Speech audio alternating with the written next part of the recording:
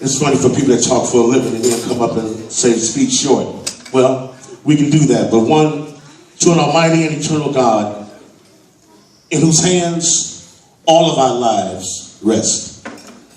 I'm glad to be here today with the people of God, that so many of us in leadership can't do without. None of us who try to serve the least of our people know that it's not an easy job. And you've got to be rooted in your faith.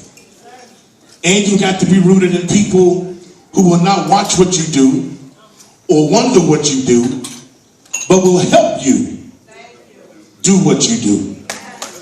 There are those who will look at you and walk by and say, I might help you. There are those who look by and wish you well. Then there are those who jump in with you. And you wonder, why would you jump in? Well, because I've been here before. And I'm going to show you how to get out. So it's good to be here today with a man like Dr. Walden, who is a living example of how we turn pain into power.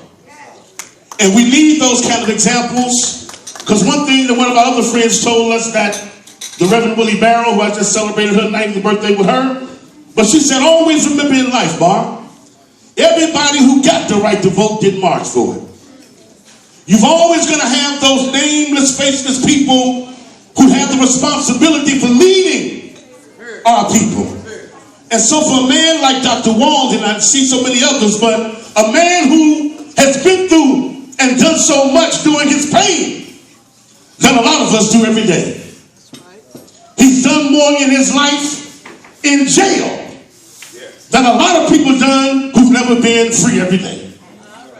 And so it's good to be here with his example as we lift up our people, because I know in my lifetime I've been blessed over 40 years at a young age to have sat at the feet of Rosa Parks and Emmett Till's mother and so many of the staff of Dr. King and so many others. But there's always those nameless, faceless people whose names you got to remember, that you always don't see on TV.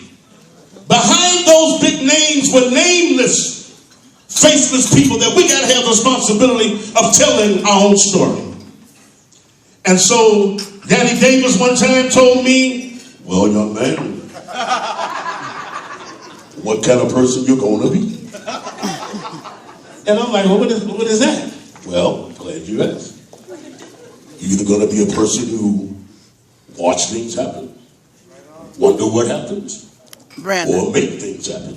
I'm just gonna get you. And so 40 years later, I'm just blessed by God to still be in a position of trying to make things happen and to be able to celebrate people while they're alive and well and can smell the flowers while they're living. And so Dr. Walden, I want to thank you for being you. Thank you for looking out for one of your sons that you adopted and thought was doing something. And so when I look around this family, see Cliff Kelly and Terry Bishop and all you others, Keisha, Dr. Green, just so many others who make up this intergenerational chain that we've got to build back once again.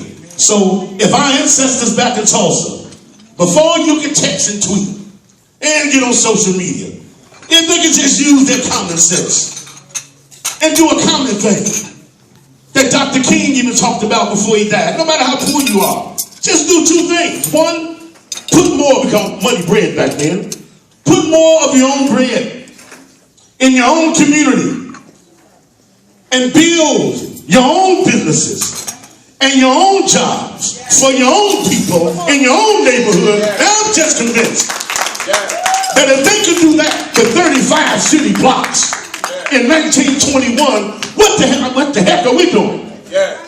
What the heck are we doing with $1 trillion consumer spending power in majority black wards, in majority black cities, and the majority of our people selling loose squares, bootleg CDs? Go down to the county jail. Why are you there? Why are you there prostituting, sister? Well, I got caught doing something illegal, trying to solve my economic problem. Brother, why were you stealing those tires? Got you in jail. Well, I was doing something illegal, trying to solve my economic problem. Well, the majority of our brothers and sisters are in jail today. Why? They're in the county. Why? Because they got caught doing something illegal, trying to do what? Solve the economic problem. And so it seems to me, if we want to solve our problems, quit praying to God for an answer he already gave. Why be punishing and not using the blessing you got? And so, I'll get ready to take my seat. I didn't come to preach. When you get around 5 people, microphones make you preach. But I will just tell you, Dr. Walden, he's got a long life history. But to a people of God, you already know where you can find him. You find him right there in the 37th chapter of the book of Ezekiel. Because the hand of the Lord is upon him. Carry him out into the spirit of the Lord. And set him down in the midst of this valley that's full of bones. So thank God for the life and legacy of Dr. Walden, who's still amongst so many of our bones that are dry. And he's one who's a living example, breathing life into a lot of us. And I'm just grateful to be here to be one of them. Thank you so much. God bless you.